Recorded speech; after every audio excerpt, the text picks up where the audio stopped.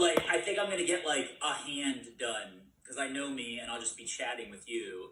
And Right. I had like a notepad with like questions on it that I was gonna ask. I lost the notepad. we're winging it. We're winging it, everybody.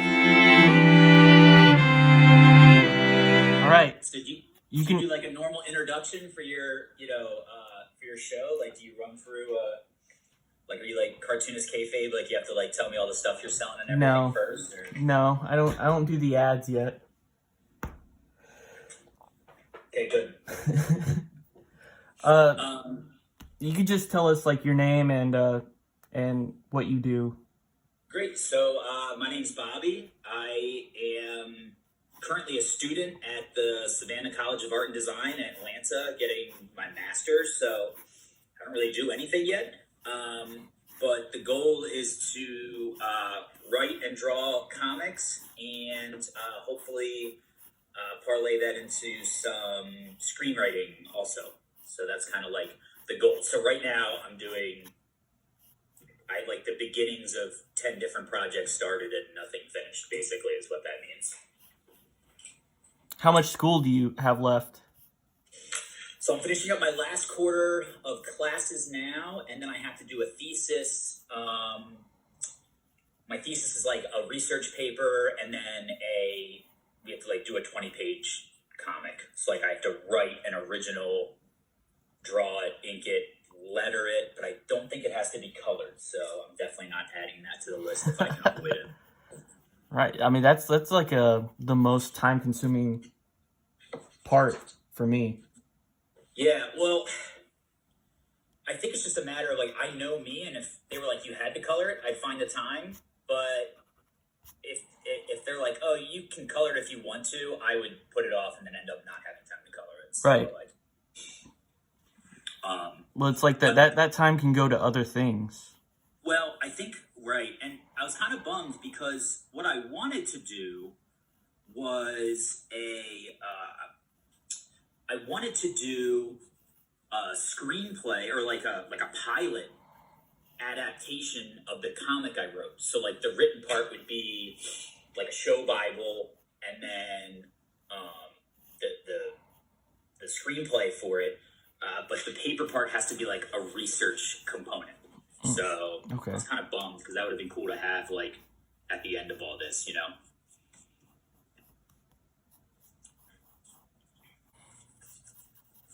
So what jobs are you mentioned that you wanted to do some screenwriting and some comic jobs after this. Do you have like any idea for what you're going to do like immediately after school? So the plan for right now is I'm going to spend the first, like, I don't know, probably like 10 weeks. Let me back up. The thesis that I'm working on, the project for that, the goal is to do a project for an original story that my brother and I want to get going that like I would love to self-publish. So the goal for the thesis is to have something done that I can then print and sell. So the next like 10 weeks after Thanksgiving of my schooling is going to be kind of like the first 10 weeks of my professional career, I guess. So I'm just going to kind of keep doing what I'm doing, which is putting my full effort into that. And then after that, if that starts selling and if I can sell those at cons and everything, I'll just keep rolling right into that. And if not, then I'll be working like part-time and trying to like create other things to sell in the meantime. But it's kind of one of those things right now, like I'm doing an internship through SCAD with my like a screenwriting professor. So I'm like, oh, like maybe he'd be able to, you know, give me something part-time like at the school, or it might be something part-time with, you know, my brother in Miami for now. But the goal for the next like 2-3 months is to get like a single issue done that either I publish myself and just like use the money I have saved up to make them, or at least have something that I can hand somebody as part of like a pitch packet. Right. So that's kind of the goal right now. And I feel like so many like creative careers are like that, where it's like, oh, like trying to get a straight answer from like an actor or a writer or a comic artist on like, oh, what are you doing this month? It's like, well, this month I'm unemployed. Next month I'm drawing 1 million comics, and then the month after that I'm unemployed. You know what I mean? So it's kind of a weird change for me, because I barely took a vacation after college, from like college to going back to school, and now I'm thinking about like, oh, I'm going to take 10 weeks just to like work on a comic. Like, isn't that nice? So yeah.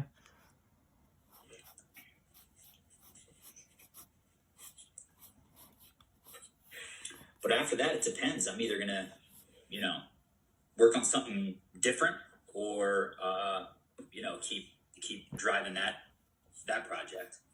Yeah, the lack of security is something that's scary for a lot of people. Yeah, no, for sure. I'm lucky that I worked enough to be able to take this time before this. But I have friends that are international students that are like, if I don't get a job, like I have to leave America. You know what I mean? So it's like they have serious things they have to worry about. And my biggest thing is like, oh, which lame part-time job am I going to, take first? You know what I mean? So I try to keep it in a good perspective that we got it pretty easy. I think this is the first time I've ever had myself like on film drawing something. Mm-hmm. So like, I'm sure the amount of just like noodling at nothing is going to be very like depressing. I know this drawing is not coming out good. I drew Spider-Man's head way too small. I drew his body like huge.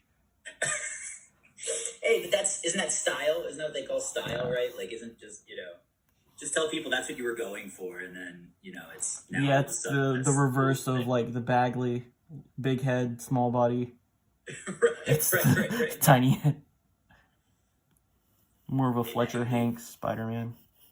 Bagley was my Spider-Man growing up, so take it easy over there. Oh, that wasn't a dig. No, I know. No, I mean, he was probably mine too. But back then, I didn't know the names of any artists. It was just whoever was drawing it. I was too young to like pay attention to that stuff. Yeah. I was reading it for Spider-Man, not for the artist. It's so funny because I've gone back and tried to like fill in the gaps in what I read. Like obviously you'll see when when I send you the footage of me drawing, like I tried to pick a 90s, that's my sweet spot, that 90s comics, which is like such a funny time to be growing up in comics. But I go back and look at my collection because I haven't sold any of my comics. I get too gun shy to actually like sell them, so I just have them like stored. But when I was growing up, like you said, like, oh, I just read it because it was gaps in arcs that like none of the stories make sense. Do you know what I mean? Like try following the Clone Saga when you're like 12 and you're getting every third issue. You know what I mean? There's all these other like tie-ins and everything. I could not tell you what that story is about at all. And like now going back and reading it, like start to finish, I'm like, I don't know that I would have had much more idea what was going on. Like, right. If I didn't miss some of those issues, but I kind of feel like for kids now, like that's kind of a bummer with comics. Like I think about like, forget just the expense, but like getting to a shop every week and being able to get issues 1 through 10 with no gaps. There's so many, like I was reading Spider-Man recently the last couple of years, and it was like this, I don't know if it was like Sins of the Fox, something. But man, that storyline went on for like what felt like 2 years before you got any kind of like real resolution. I'm like, man, that's tough for like a kid who can't drive themselves to the comic store, or or if they're in areas where the comic shop isn't that close to them. You know what I mean? But now, I guess you can get like Marvel Unlimited and stuff like that. But like when we were younger, you just missed those weeks. You just didn't know what was going on. Right. And hopefully they would have like some sort of recap, but right. I feel like in those comics they didn't. No, not always. Yeah. And you'd also get like, I don't know. I feel like we've talked about this before, but like how bummed. I mean, variant covers have become such a thing now. But I remember when I was a kid, I'd be like, oh, yes, I'm getting this Jim Lee comic. And then, like, I'd get home and the interiors would be, like, some other guy. And I'm like, oh, man. Right. What a bummer. Like, what a bummer. Like, you know, same thing with, like, Bagley doing the cover of a Spider-Man comic. Then you get the inside. It's, like, some, garbage, but, just somebody that you weren't expecting. Yeah. Yeah, I mean, it is, like, clickbait, so. Yeah, exactly. 90s clickbait. That's exactly what it was. 90s clickbait. Yeah, I watched a video that was like talking about the Clone Saga, and with like a lot of the stories from that time period, that there were like people who were on the book and then left, and then someone else had to take over. So it kept changing directions, and like the different creators all had different ideas of how this was going to end and what was actually happening. Mm-hmm. And you could probably tell. Yeah, it definitely, I think that's the thing. I don't know, because I know you went to Kubert's and did the art school thing, and I'm doing it now. And the thing that stands out for me about it is how much a real job these things still are. So, like, when I'm a kid, I was like, oh, like, being a comic artist is, like, magic. Like, that's not something real human beings do. Do you know what I mean? Like, they just appear on the shelves from these, like, famous people that created them. Same thing with like TV and movies. But now when you get like the behind the scenes look, you're like, oh, maybe some of that guy's like perspective or like those pages weren't as good because he was like crammed on a deadline, or like maybe he like had a family emergency, so like he had to do like 10 pages in a week or something, and that's why like that book didn't look so good, or you know what I mean? Like it's not just like, oh, that guy's awful. You know what I mean? Right. It's like, okay, well maybe there were other things at play, So if you could work on any book, what's the dream job? And I already know your answer because we know each other. Yeah. But okay. This is for the audience. The audience wants to know. So for the audience, for my legions of fans that are going to tune into this and just make us instantly viral overnight, I have 3 books. I have 3 books that I would love to do. And no particular like lineup or like, I don't care. Just like, these are the 3 properties that I would be involved in.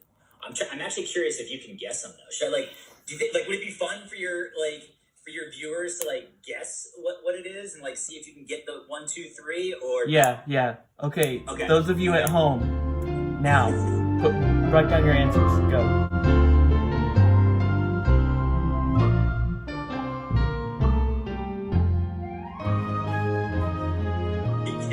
Okay, I'm writing mine down right now. And my 1, 2, 3 are like, it's like a 3-way tie. Like there's no like I would be just over the moon to do any of these. Okay. So I'm gonna guess, and then you have to show me that paper where you just wrote it down. Okay. Yeah. Okay. I wouldn't lie to you. TMNT. That's one of them. Yep. You're 1 for 1 so far. X-Men. You're 2 for 2. I'm so easy. Like, those are the hard ones. Those are like the hard ones. The third one should be a breeze. Yeah, well, I'm torn between 2 things. I feel like you could really go either way on this. Okay. Probably Spider-Man. What would be your other guess? Avatar: The Last Airbender. Wow. Okay, can I tell you what? Great. Okay, so you got 3 for 3. Spider-Man, like, it's on this like giant piece of scrap paper, but like, so people know I wasn't lying. Spider-Man, X-Men, TMNT. I don't know if you can see it because it's so bright, but I promise that's what's there. But yeah, Avatar would be like my dream animation project, and like, and what's funny is I grew up reading all like mostly Marvel comics because I was super into X-Men and Spider-Man, but for television, it was like Batman the Animated Series and the Ninja Turtles, and then like X-Men in that top 3. You know what I mean? So most of my knowledge of, or at least up until recently, because I've been trying to branch out and read a lot more of them, but like DC was always like what I was like like the CW shows and the Batman the animated series and the Superman animated series, like the Superman Adventures or whatever it's called, and the Ninja Turtles, and then the comics were all like Marvel stuff. So that's kind of how I like was involved in all the different fandoms, I guess. But yeah, you nailed it though. I would do any one of those. Okay, hopefully our the viewers. Hopefully you got that right. If you you get a no prize, you get the Marvel no prize. Exactly. You get. I'll tell you what. If you guess it right, if I ever work on one of those books, I'll get you a copy of the first issue I work on. So like, nice. if you're out there and you can kind of like grease the wheels for me to get on one of those books, then I'll give you like a remarked one of my first published one. That's awesome. That's a great deal. Right. Well, just think, like, if you're, like, the first guy, like, I can remember, like, reading all these things about, like, Todd McFarlane, these guys just, like, giving out stuff, you know what I mean, at cons, or just, like, signing stuff so cheap, and now it's, like, you know, anything by those guys is worth so much. It's so crazy. Right. Well, that's the, we were talking to Tyler the other day, and he said that he met that guy who was, you know, buying all that art.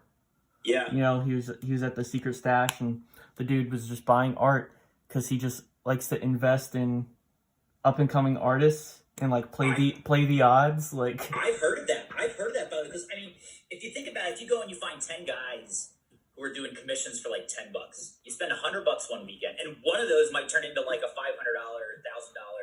you know, right, original. Pays for itself. Yeah. Yeah, I try and like hold on to any originals I have of my art, just in case, you know. Just in case, I know. Just in case I hit it gotta, big. Like, you know, pay the bills one day. Like, yeah. Oh, famous now. Yeah, but I sort of think like if I did get successful, like would these like bad pages that I do super early, would they be worth anything? Probably okay, not. So can I tell you what? I had one of my professors, he was like, we were talking about how much to charge for your commissions and that sort of thing. And I don't know how you are, but at this point of my career, if you call it that, right? Like, it blows my mind that people want my art, right? So I'm like, oh, like, cool. You know what I mean? So I'm like, I don't know, like $20 or, you know, whatever. Like, I think about like what, like an hour or two of work would cost. And the one thing that my professor was talking about was that if you don't charge enough to do a good job, then you're going to have just like bad versions of your art out there circulating. He's like, so charge whatever you think it's going to cost you to like actually put the time in to make it good. Cause like, yeah, like I could churn out a terrible commission in like an hour and charge somebody $20. You know what I mean? Mm-hmm. But do I really want that out there? You know what I mean? Like, right. Do I want that in somebody? Like, take some pride in what you're doing. You know what I mean? Don't just like, you know, don't just take the money. You know what I mean? Don't just be like, oh, like I'm just trying to do this to make a quick buck or something. Like the idea is you want to have like, you know, stuff you're proud of out there, I guess. Right. This thing I'm working on right now, The Strongest Spider-Man, will not be one of my best. You're not selling. I'm not selling this one for much. That one won't be in the Waylon Museum. No. Dude, I know. And can I tell you what? By the way, I don't know how. Again, I think the thing about school and doing like commissions and stuff for me is like having that deadline that something has to be finished, because sometimes like right now we're not working on a regular book, and I think if I had to draw Spider-Man for like 10 years, I'd be able to do that. You know what I mean? Like I would have fun. Like I don't think I would get bored of the same like topic, right? Or character, because there's so much going on. But if I'm working on like this Spider-Man piece with you right now, and then like I end up watching another show or something that like gets me in the mood to draw something else, do you know what I mean? I'm like, oh man, like, but I gotta finish this one first. So like having the school and like the commissions to be like, okay, like I have to do a, you know, page of Spider-Man that has to be done by tomorrow. without having like all these, like, I don't know how you are, but I have a bunch of like half finished things because I'm just like doing them for fun, and then I'm like, not fun anymore. I'm gonna do another one versus the things that are like due. You know what I mean? Right. I think the same thing, like when you're a professional, it's the money. The money, you're like, okay, I gotta stick with this one idea because this is how I'm gonna pay for rent or food or whatever. Well, so before this, but for the viewers, I was a tennis pro before I did this. Mm-hmm. And being a tennis pro is a way better job than a million other jobs you could have, okay? But it's still work, you know what I mean? Like, you still, like, they're paying me to do it, so clearly it's a job, right? Mm-hmm. And I remember when I went back to art school, and I was like, oh man, this is so fun, this is so great. And then I hit a week where I had a bunch of deadlines and a bunch of things that were like difficult, and I just wasn't loving like what I was writing. It was a writing assignment. And then I heard a podcast, and I don't want to misquote any one person, so it was a cartooning podcast. And they were interviewing a writer, and he was like, look, honestly, he's like, writing's hard and it's a job. And he's like, I pretty much finish my scripts because I know somebody's waiting on them. He's like, so I love the finished project, but doing it the whole time is not always fun. And it made me feel so much better that, like, there are going to be times where, this is, if you're getting paid to do it, you're going to have to kind of like, you're going to have to work through some of that, like, right. Yeah, you can't just hurdles or mind, if you're like mind blocked or something, art blocked, that sort of thing. Yeah, if you're on a schedule, you can't just like take some time to think about it. You can't, well, you can take some time, but you can't take, not infinite time. Right. Hey, am I allowed to like ask questions of you? Like, sure. It flows with the thing. Okay, just because I'm curious. What do you think? And I know you do. Your projects you're doing like all yourself. Like some of the stuff I've seen you done, it's like you drew, inked, lettered, wrote, created, character design, the whole deal. For you though, what's the part of it you like the most, and what's the part of it that takes the most time for you? So like if you're budgeting your time, mm-hmm. right? Where are most of the hours spent on a page for you? Is it writing it? Is it laying it out? Is it penciling, inking, lettering, coloring? I think you were saying coloring before. But... yeah, if I color it. But if it's a black and white drawing or page, then obviously it would have to be something else. right. No, well, right, yeah. But you think it still takes you longer to color than it does like to lay out the page? Like, you think you have a pretty good idea in your head of like what you want the page to look like pretty early on, I'm saying? Yeah, for most pages. Occasionally I will run into a hard one where I'm stumped. Yeah.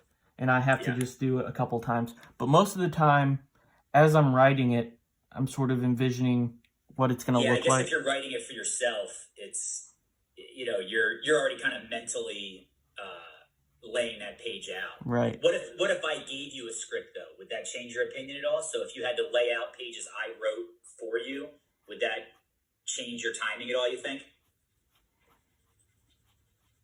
I think in that case, I'm probably, coming up with layouts as I'm reading it. Got it. Okay. That makes sense. I think it was that book on writing, the Alan Moore essay book. He says that whenever he finishes a project and sends it away, for someone to draw, no matter what it is, he always feels like it's the worst thing he's ever written, and it's going to be the last job he ever gets. That's both depressing and reassuring to hear that somebody else that's that accomplished feels that way, but he sends it away and he's like, that's it. That's the last comic they ever asked me to do. Well, what's funny is I really do think, oh my God, I feel like everything about us talking to each other is just me misquoting other people, but I've asked so many of these questions, myself. But I think it was Tom McFarlane was on a podcast, and he was like, look, if you turn in one bad book, once you've kind of made it, they're not gonna if Tom McFarlane does one terrible page, he's not gonna lose his empire because he drew one terrible page. Do you know what I mean? Mm-hmm. That's part of art is trial and error, right? But I do feel like for us at this stage of our career, I'm like, oh my God, like if I draw one bad picture of Spider-Man, like I'm never going to get a job on Spider-Man. You know what I mean? And that's not how it works. And I was talking to another guy that works in the industry, and he was like, look, like, I was like, what's the difference between the people that like make it and don't make it? He's like, the people that make it are the ones that like just don't stop. Do you know what I mean? Like they keep, they keep producing, and eventually you're going to find your audience, I guess, Right. So that's kind of reassuring. Right. I mean, if you give up, I mean, you'll never have a chance of making it. Well, and have you ever gone back and looked at artists you like and been like, oh, I'm going to go look up this guy's old stuff. And then like, it's not that good. You know what I mean? Or not that it's not that good, but it's not as good as It's not as good. Yeah. And you're like, oh, well, that's because that was 20 years ago, and this person's like has gotten better, improving with every issue. You know what I mean? Yeah. Well, while I was at the Kubert school, Andy Kubert came and gave a talk. Ugh, jealous. And he was that's what he was saying. I know. I'm missing out on that. But he was like, yeah, when I was in school, I wasn't very good. He's like, that makes me feel better. Yeah, he's like, my pages. He's like, I could show them to you, but you wouldn't be impressed. You wouldn't expect that this guy goes on to, be successful. Right. And, obviously he just stuck with it and got a lot better. Yeah. And I asked him, I was like, was it hard, growing up in a house where like your dad is a comic book artist and your brother is a comic book artist and you feel like you're the worst one? Like you feel like you're the like the weakest link? And he's like, yes, obviously, yes. Feelings of inadequacy and jealousy. Thanks for bringing that up. Yes, that's true. But he's like, that's just something you got to work through, and like once you feel like you've gotten better, the jealousy and stuff kind of goes away. Sure. And as you get more confident in yourself. I think there's go on. I think there's like a whole, like when I go into a comic shop, I have this like wave of like as you're looking down the racks, right? I'm like, oh, like I could probably do that, or oh, I could probably do that. And you see other people who are like, I'm never gonna be able to do that. Like that's like this person's unbelievable, or she's got, that's just not my style at all, or I can't do that. So I try to like block those out and just try to think of all the ones that I'm like, okay, like you can do it. And again, to touch on what we were talking about before, that's kind of like what art school did for me. Was I was like, oh, I used to be bad at this one thing. I worked on it, and now I'm not quite so bad at that one thing. Whereas I think when I was younger and just kind of drawing for fun, I would like avoid the things I don't like drawing. Right, yeah. Or I'd be like, okay, like I can't draw buildings, so this story will all take place in a forest. You know what I mean? So it's like, instead of being like, okay, let's just stop for a minute, pause, and like work on our perspective. And, right. You know what I mean?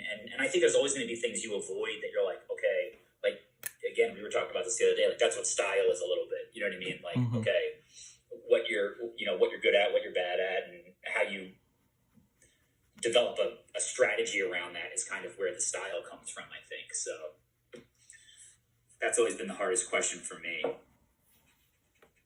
Yeah. I told you this a while back. I was like, all my stories are going to be in a forest, only men. Adult men, no kids, no women, no cars, no hands, no feet, no horses. Hey man, why do you think I like drawing Spider-Man so much? No noses at weird angles, okay? I just could just tilt the head like a mannequin and, easy.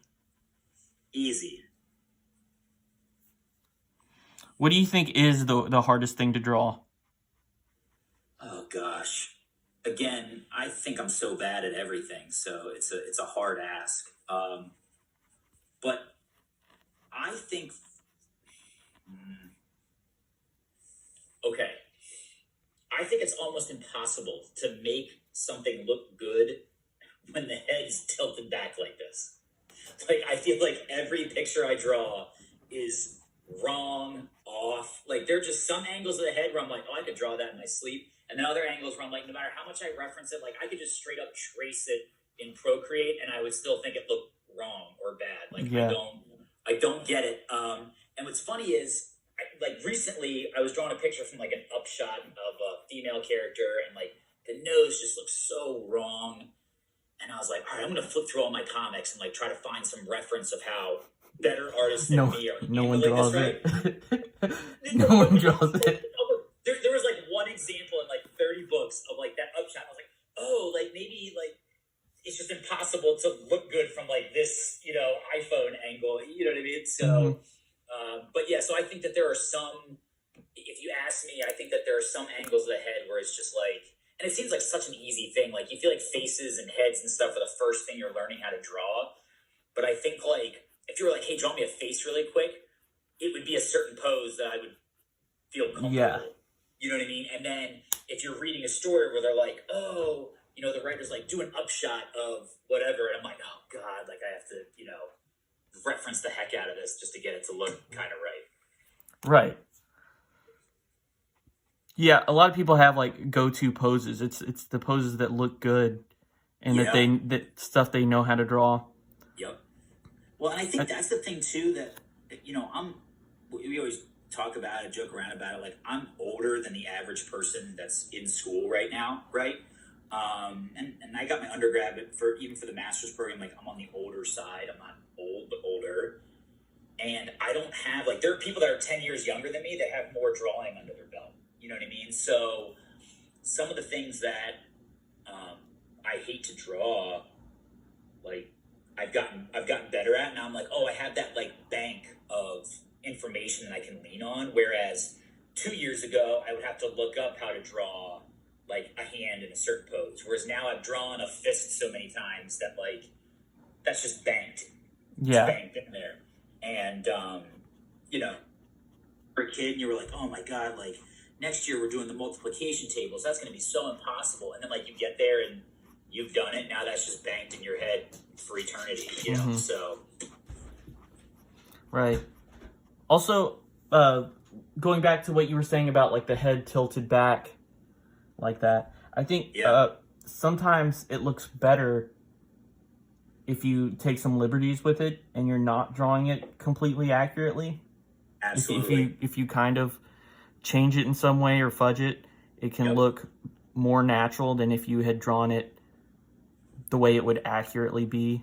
Like, I think you're absolutely right. And you know, the other thing that I don't, and I know you do a lot of like black and white comics, and I don't think like, I think you have to be a certain level of artist to do, like, they would say like, oh, if it looks right in black and white, it'll look right in color.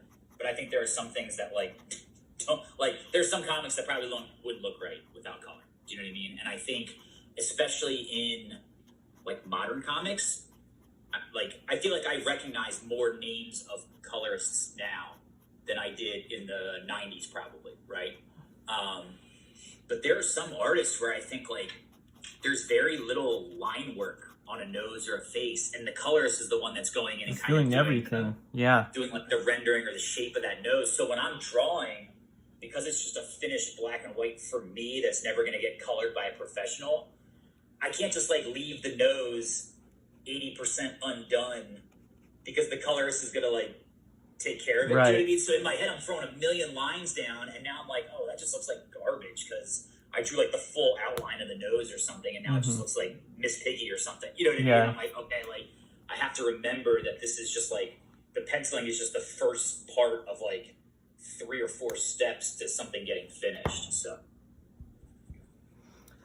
Right. I feel like there's a lot of over coloring in comics these days. I mean, that's just my personal preference.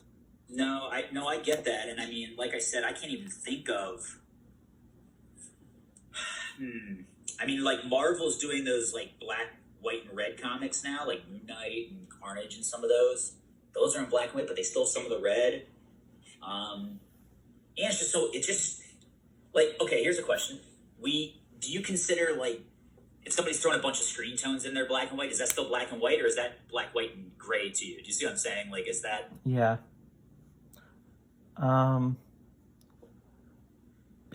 If the gray tone or the screen tone is black, then I guess it's still black and white. Right. What if they're throwing down like ink washes, like grays and stuff with the ink washes? Then I would say it's grayscale. White? I would say it's grayscale. Right. Okay. Like The Walking Dead. A lot of people use that term interchangeably. Like they'll say Walking Dead is a black and white book. Right. That's because the only ink they're using is black ink, but it's really a grayscale. Technically, it's got right, exactly. So. Oh man. So shoot, man, my thing shut off. My video. I don't know how much you got of this, of my art, but okay. I'll send it to me whenever we're done. I'll send it to you when it's done, and then we'll. Yeah. Because you probably got like the first 20 minutes of me just like redoing the one finger, and now all the cool stuff is not there at all. Well, I think it's almost time for us to wrap it up anyway. Oh man, I feel like we just got started. Like, what do you got? Anything? You got like rapid fire stuff for me? Anything we can do? Any other questions that you had, that were burning in your brain that we didn't get to? Well, we brought up the X-Men, Ninja Turtles, Spider-Man. Yeah. Who's your favorite X-Men? Who's your favorite Ninja Turtle? Who's your favorite Spider-Man? Okay. Favorite Ninja Turtle is easy. I like Donatello. I always like Donatello. Okay. I don't know why. I think part of me just like everybody loves Michelangelo or Raphael, so it's like in my head I was like, all right, like I feel like I'm unique in liking Donatello, and I also just like I don't know, like I thought he was like funny. Like I feel like they've played up so much his nerdiness, but I always thought he was funny. So like I Donatello, easy one. And then favorite X-Man character. Okay. So it's gonna be one of two. Okay. I'm so wishy-washy. like you're not gonna get a straight answer from me. Growing up, Wolverine and Gambit. So like that's like those were the coolest. But there's a new character that like just got created that I don't even think has been in that many issues. But I just think like the design of is so awesome. I think her name's like Rasputin or something. But I think she's like the genetic descendant of like Colossus, and I'm totally butchering it. I don't know, but she's like, but just the design, I feel like it'd be so fun to like draw her book. Like I think that would be awesome. I did this game. This will have to be like maybe another podcast chat, but like my brother and I were talking about if we had to like reinvent the X-Men, like what would the team be that you wanted to like work on? Dude, there's so many to pick from. Like I couldn't even like it'd be an all day conversation. And then Spider-Man, man, I grew up on Peter Parker, so I think just like OG Spider-Man would be like what I would want to work on. But any more, like, actually that's a lie. I'm totally lying. You're gonna have to edit that out. Or at least believe that I'm lying. Spider-Man 2099 would be a dream to draw. Okay. I was so pumped to see him in the movie. Somebody stole. I had Spider-Man 2099 #1, like the hologram one, like not the hologram, but it's like the foil border. I know I had that when I was a kid, and it's literally like the only comic I can't find. Like I know I had it, and I have no idea where it is. But that one would be a dream come true too. So yeah, and I'm drawing none of those for you. Yeah, show what you were drawing. Okay, it's not there yet, but so we got. So I draw really light, so I don't know if you're gonna be able to like tell me if you can like make out kind of what I was working on, or if it's too light. No, I can see it. Yeah.